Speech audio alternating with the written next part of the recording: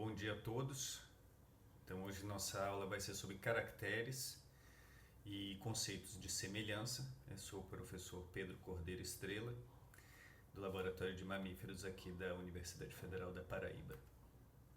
Então, quais são os objetivos da nossa aula de hoje? Primeiro, definir o que é um caractere, definir conceitos de semelhança, distinguir entre homologia, analogia e homoplasia, e definir os diferentes tipos de homoplasia, ou seja, a convergência e a reversão.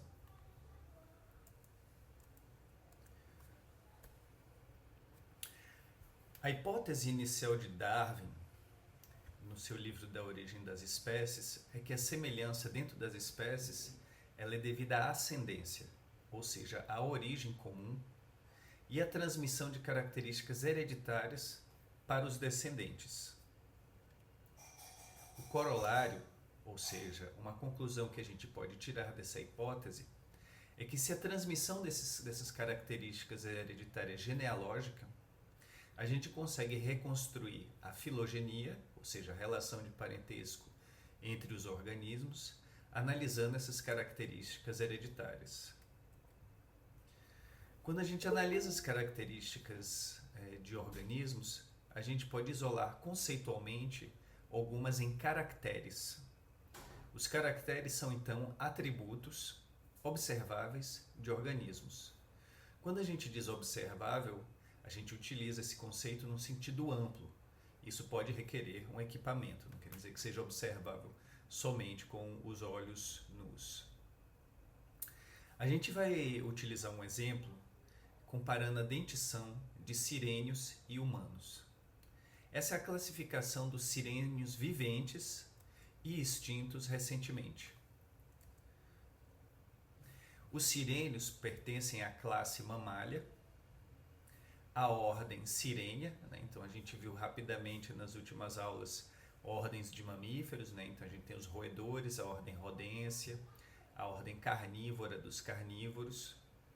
E dentro de Sirenia a gente tem duas famílias, a família Dugongidae e a família Triquequidae. Então, como é em latim, né, não é Trichechidae, é C-I-H da K, então é Triquequidae.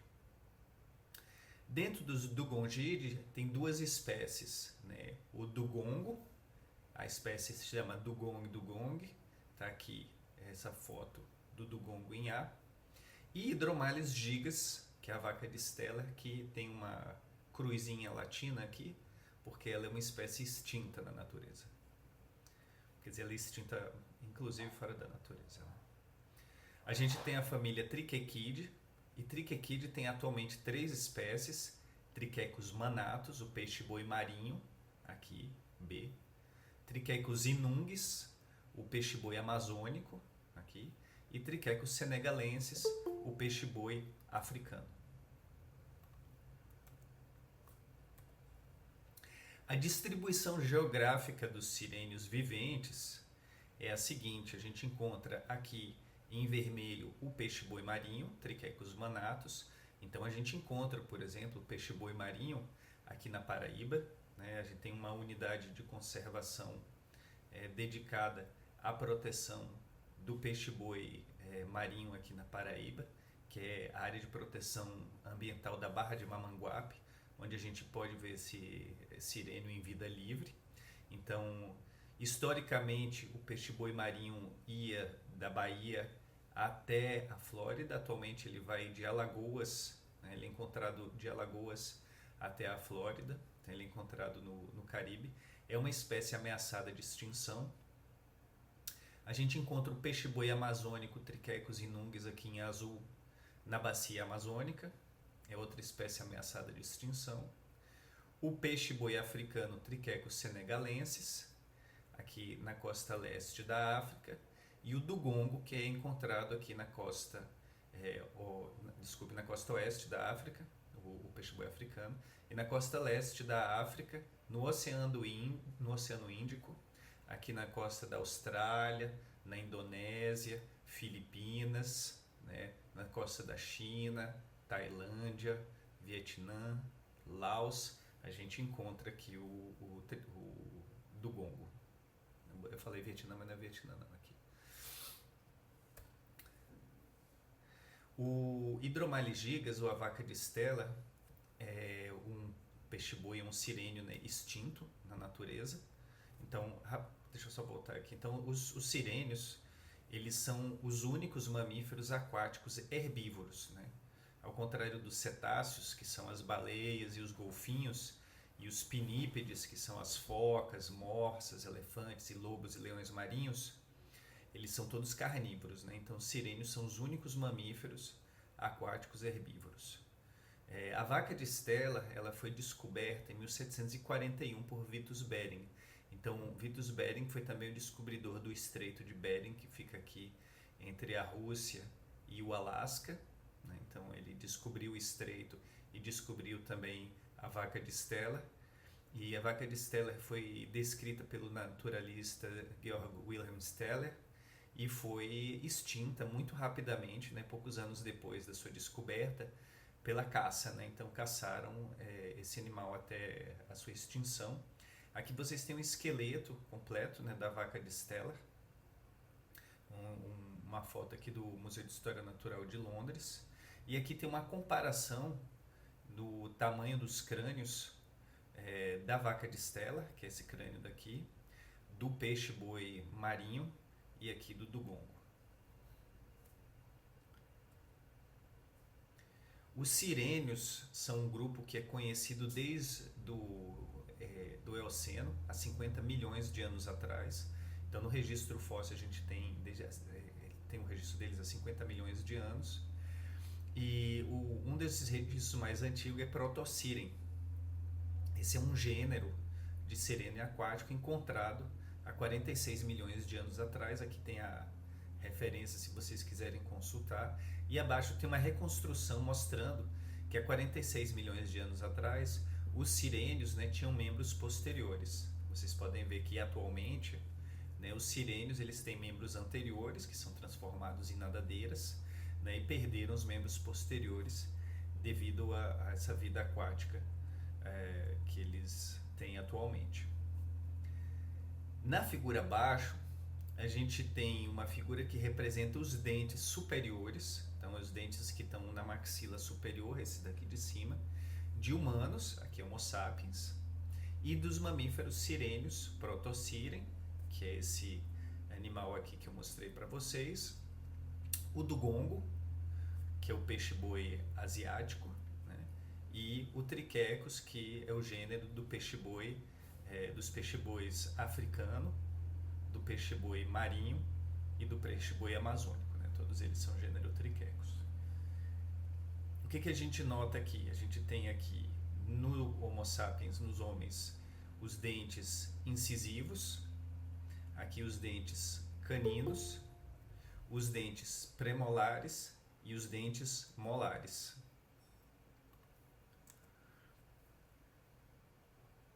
Em Protossiren a gente tem os dentes incisivos, os dentes caninos, os dentes premolares e os dentes molares.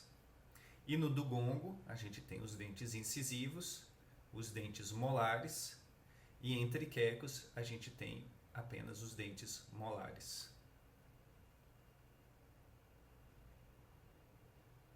Joia?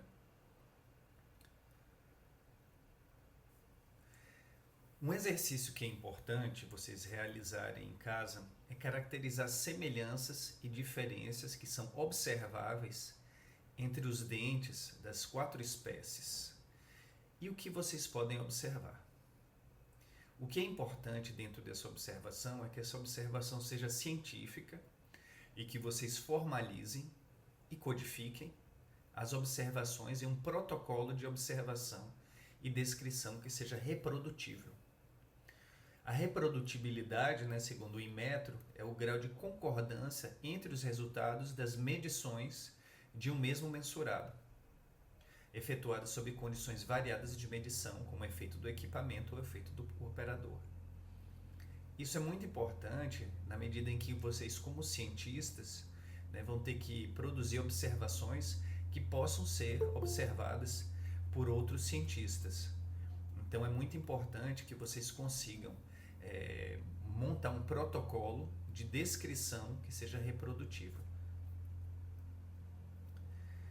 Então, o protocolo que vocês devem realizar, né, é como é que vocês vão comparar a dentição dessas quatro espécies. Então, vocês podem pensar um pouquinho, né, como é que vocês comparariam a dentição entre essas quatro espécies em um protocolo que fosse reprodutível. Um protocolo que é reprodutível, por exemplo, esse exercício, vocês que estão na licenciatura, né, se vocês forem fazer esse exercício em sala de aula com os alunos de vocês, o que vai desenvolver as competências, né, para eles tentarem escrever um protocolo, e escrever um protocolo que possa ser realizado, é vocês olharem as observações e vocês escreverem numa folha de papel, né, como outra pessoa deve observar e deve codificar as diferenças entre as dentições dessas quatro espécies, de forma que ela obtenha os mesmos resultados do que vocês. Então, uma vez que vocês observaram essas diferenças, vocês têm que escrever um protocolo, e outra pessoa, né, que vocês podem escolher dentro da sala, né, vocês podem fazer isso em grupo e fazer os protocolos girarem entre os grupos, deve descrever essas diferenças. Uma forma que é muito utilizada para fazer essa formalização e codificação, ela pode ser feita através de uma tabela, onde a gente coloca as espécies nas linhas e as características em colunas. O valor da observação pode ser colocado em cada célula.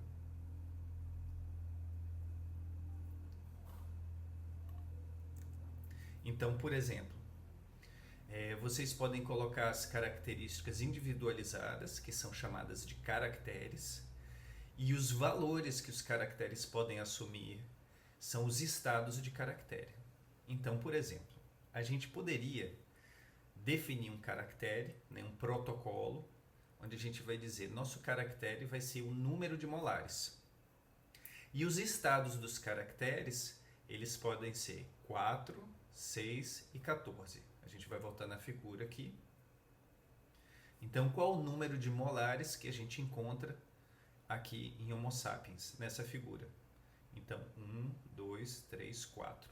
O valor 4. Qual é o número de molares que a gente encontra em Proto-Siren? 1, 2, 3, 4, 5, 6. Então, o estado do caractere número de molares é igual a 6. Para o dugongo, qual é o número de molares? Então, o estado do caractere número de molares é também 6. 1, 2, 3, 4, 5, 6. E agora no gênero Triquecos, qual é o estado de caractere número de molares? 1, 2, 3, 4, 5, 6, 7, então 14. Então é 14. Quando a gente codificou essas observações, né, esses estados de caracteres, então a gente tem o caractere é igual a número de molares e os estados são 4, 6 e 14. A gente pode fazer uma tabela com vários estados de caracteres para depois analisar essas semelhanças. O que é importante agora é a gente pensar como é que a gente decide que os caracteres são comparáveis em diferentes espécies. Por exemplo, por que a gente não compara o número de molares de uma espécie com o número de incisivos de outra? A gente poderia, por exemplo, comparar o número de molares, né? Então o caractere, o número de molares, com o caractere, número de incisivos. Por que a gente não faz isso? Instintivamente, a gente entende que esses caracteres não são comparáveis, porque eles não são a mesma coisa. Na figura que eu mostrei para vocês, qual é o elemento que nos indica que essas categorias são comparáveis, né? Então, qual o elemento que indica que essas categorias são comparáveis nessa figura? Então, o elemento que indica isso é a legenda, né? A legenda indica para a gente os elementos que são comparáveis.